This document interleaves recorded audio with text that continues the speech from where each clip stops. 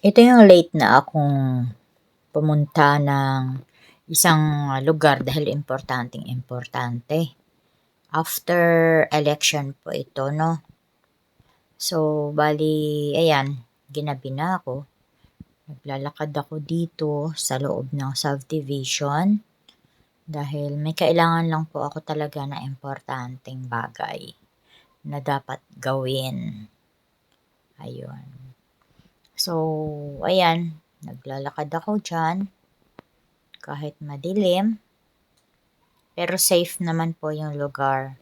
Bawal po kasi yung tricycle dito. Ayan. So, wala naman tayong sasakyan. Kaya maglakad na lang, tiis-tiis, ganun. Ayan.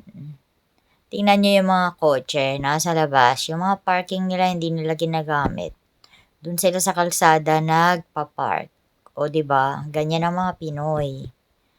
Ayan. Pumili ng house and lot with parking.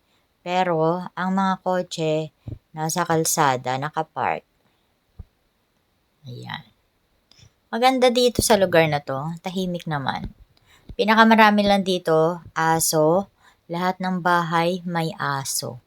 Yun na po yung guard nila aside from the guard dun sa pinaka main gate ng subdivision. Malaki po kasi itong subdivision na ito. Ayan.